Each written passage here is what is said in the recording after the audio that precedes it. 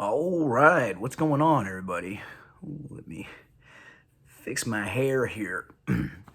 All right, hey, welcome back to another video all about OCD and anxiety and mindfulness and feeling some freedom from your anxiety and your OCD and all those little nagging worries in your life. That's a little tailless cat behind me that I'm fostering. He's a maniac, so he might be jumping around back there. Um, what I would like to talk about today, just a response video to a reaction video of me. I'm officially famous. Someone has made a reaction video to me. Um, Interestingly enough, a couple other people who watch my videos and Ozzy's videos linked me to this. Otherwise, I probably wouldn't have come across it. And I'll be honest, I was very much anticipating some sort of smear video calling me a kook and a wacko and talking out of my ass and everything else. But it wasn't. I mean, for the most part, Ozzy went through one of my videos and, sort of analyzed a few of my claims, agreed with me on seemingly everything up until the point where I talk about what accepting uncertainty actually means. Interestingly, I already made a response video to that sort of preemptively. I didn't anticipate it, but a video titled The Truth About HOCD, where I go through and use sources, Grayson, Phillipson, all the big named OCD experts that I, get my advice from, direct quotes from them in their published works explaining exactly why I say the things that I say. And I've also said this in several videos. I'm not just like making stuff up. These aren't my ideas. These are ideas written by people who've been at this and studying it and doing research for a very long time. And so, I've said this so many times, and that's why I'm just going to try to make this video short today. When talking about, there's some people that have reached out to me that watch our videos. They watch my videos. They watch Jesse. They watch Ali Grayman. They watch Ozzy. They're sitting there obsessively watching OCD videos. And my hunch is they're waiting for us to say something that cures their OCD. Okay? So I'll say this a million times.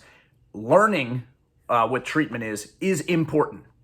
Doing it, though, the actual practice, is way more important. And it is going to be small, incremental steps of feeling better. There is nothing. Believe me when I tell you this, you are not going to wake up one day.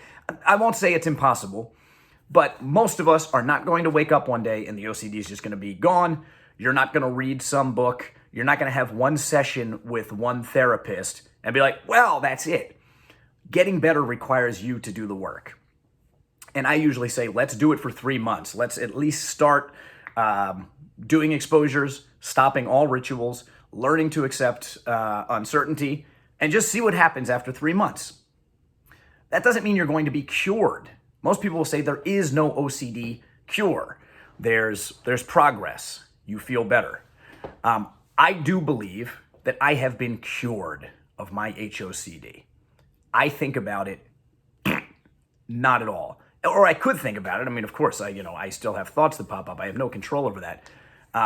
They don't bother me. If over the years there has been a thought that popped up that kind of elevated my OCD feeling started coming back, I just did an exposure and then I got on with my day. And that is not to say that it won't pop back up, but it hasn't.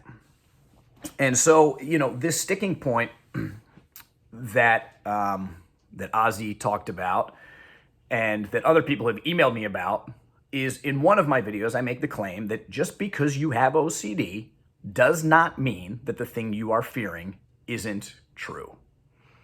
Okay, now when I say that, I'm not saying like, hey, it's a 50-50 toss-up. You have OCD, half the people who have OCD, also the fear is true. Half the people out there that are having pedophile OCD are actually pedophiles. No.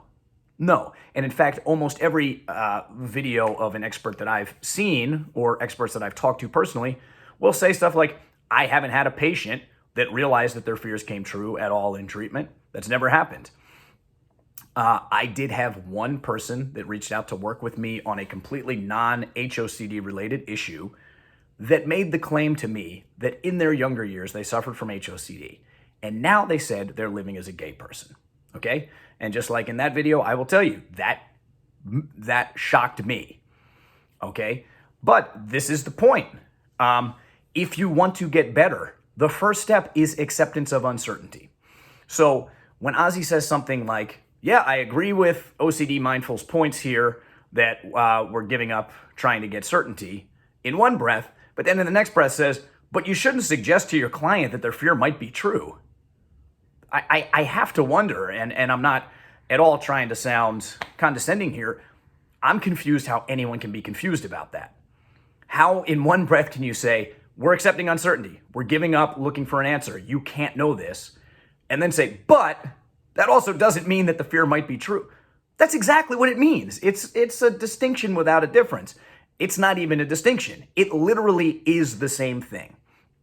And I am of the belief that until you accept, even if it's a very, very small possibility, that there is a possibility that the fear might be true and you are going to take the risk to live your life, to not avoid any situations, to not try to figure it out anymore, to not try to get certainty on it.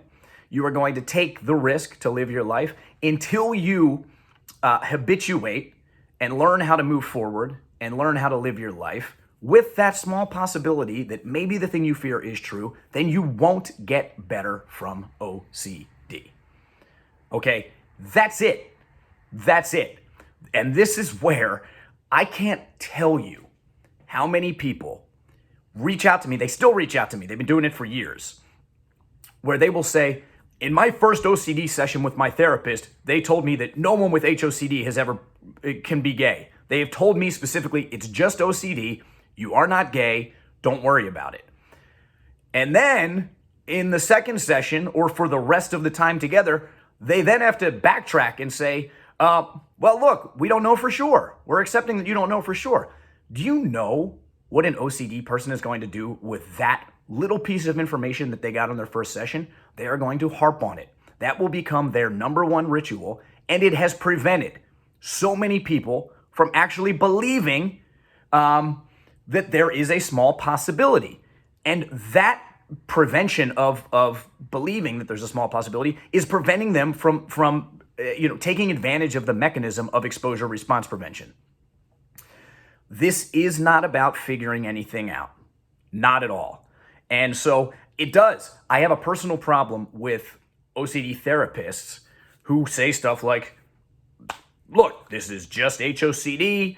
This is just harm OCD. You're never going to injure anyone. You're never going to realize that you're attracted to kids. Whatever awful thing, might be at the core of your OCD. To tell that to someone and then to expect for the next session and for the rest of the time to accept the unknown, to accept that there's a possibility. Yes, it is true when Stephen Phillipson says he tells his clients the first day. And he's not afraid of it because, you know what, sure, he's giving them reassurance. OCD, he knows the reassurance isn't going to work. So they're just going to come in the next week. But still, why even do that in the first place? Grayson did not do that to me. Harold Kirby didn't do it to me. The other OCD therapists that I worked with in Philadelphia didn't do it. What they did was present it to say, hey, look, here's the reality. This is most likely all OCD.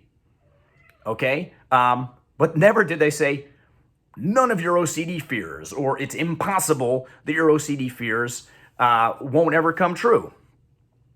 And if they slipped up, which they did a couple times while I was sitting on their couch, they were very quick to try to, patch up what they just did.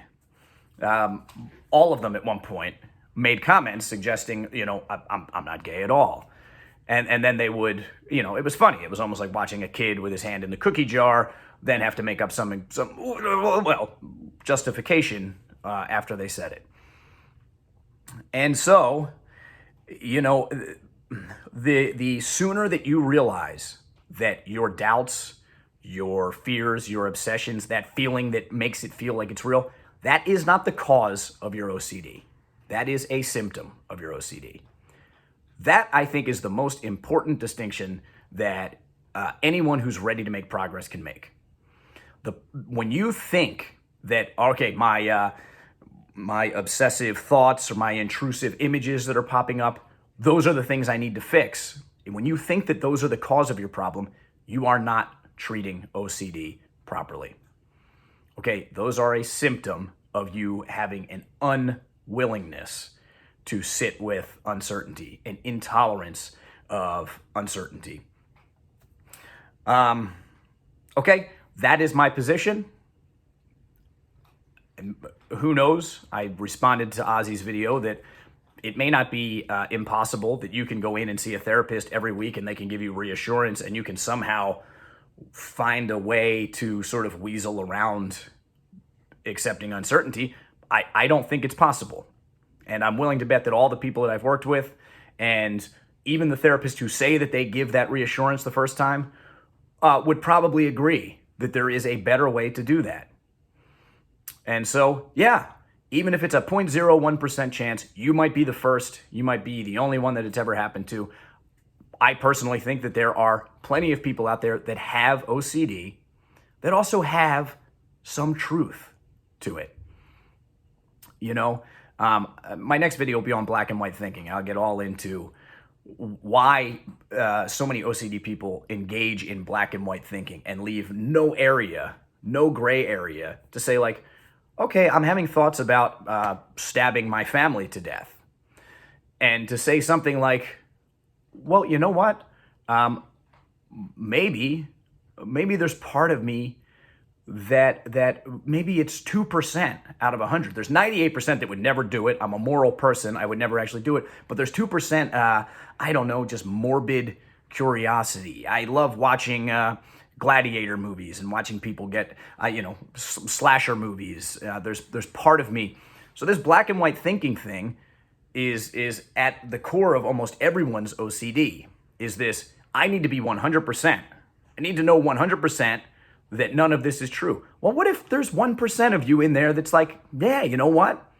There's part of me that's a little interested in that. What if you're 1% gay?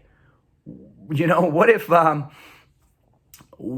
you really enjoy being with someone of the opposite sex, but you don't hate the thought of being with someone of the same sex, right? OCD people need this one. I need to know 100% that I dislike it. Well, it just doesn't work that way. Yes, you probably, straight men don't enjoy kissing other men. But what about if another guy went down on you? Whoa.